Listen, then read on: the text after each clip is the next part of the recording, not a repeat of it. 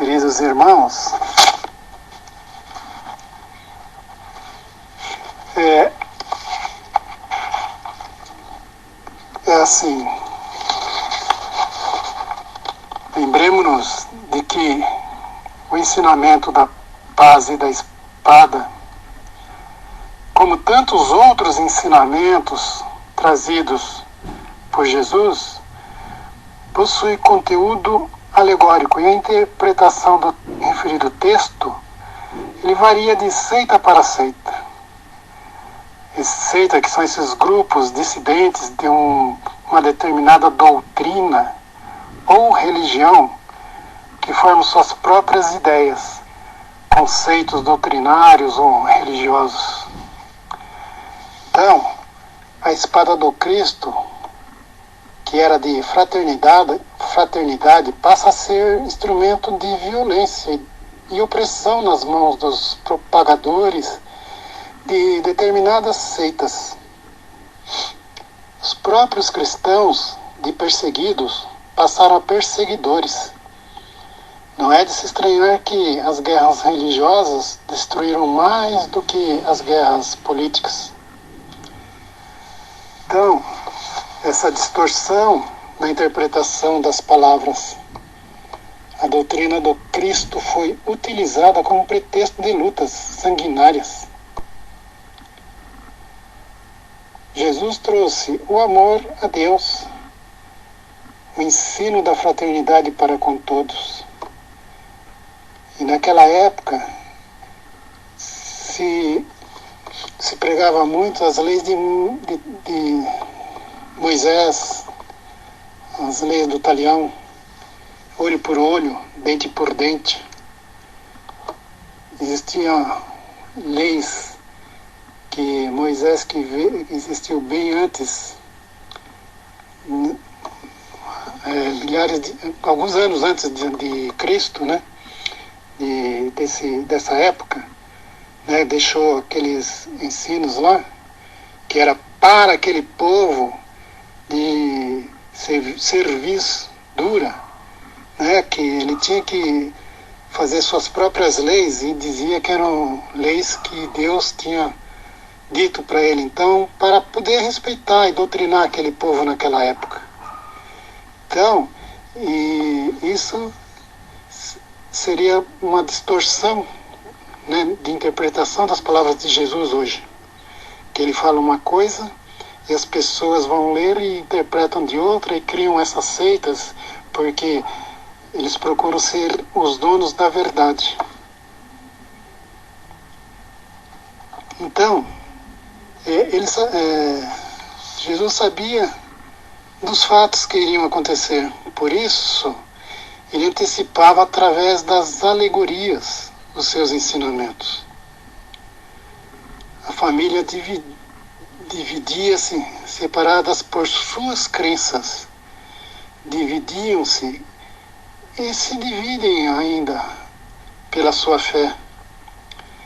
Ainda hoje, vemos a intolerância religiosa.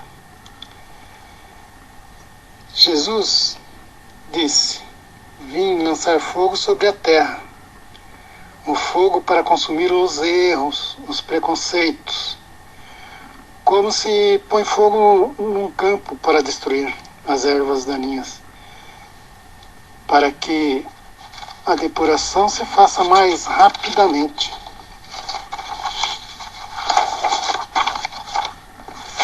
Então, essas palavras de Jesus devem ser entendidas como uma previsão das cóleras que sua doutrina ia levantar, dos conflitos ocasionais que seriam a sua consequência.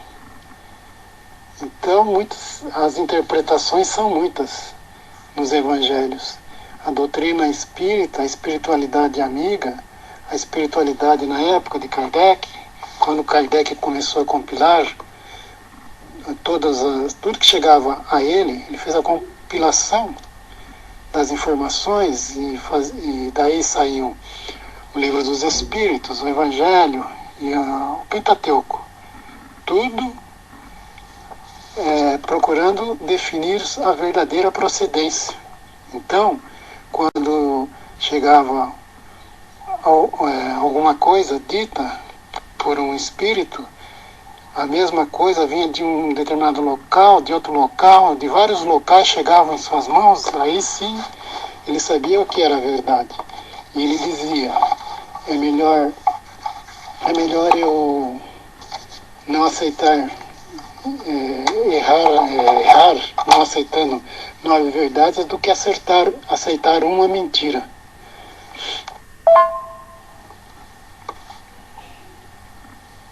Bem, meus queridos irmãos,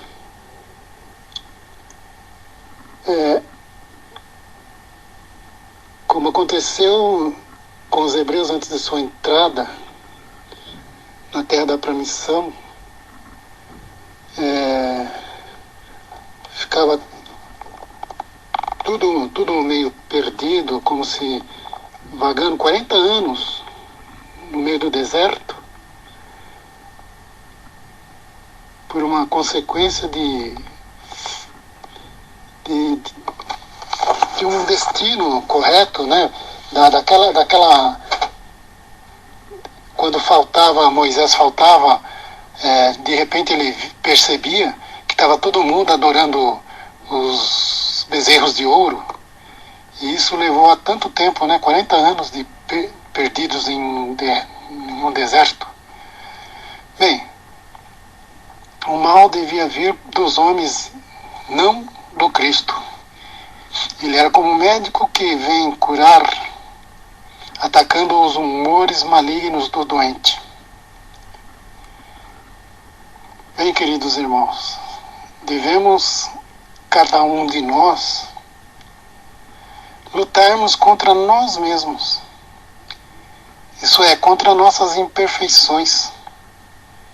Como já disse, para nos melhorarmos a cada dia como seres humanos, sendo melhores para nós mesmos e para o nosso semelhante.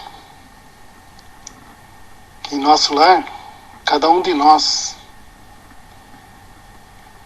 possamos vencer nossas inibições, renunciar ao ponto de vista, sem querer que os outros pensem por nossa cabeça. E na sociedade, o cristão deve lutar contra as suas iniquidades e injustiças. Porém não deve fazê-lo com a espada em punho, pois o próprio Jesus já nos dissera que todo aquele que desembainha a sua espada para atacar o seu próximo, pela espada morrerá. Queridos irmãos, neste momento de olhos fechados, vibremos pela implantação do Evangelho nos lares, nas casas espíritas e em todos os templos religiosos.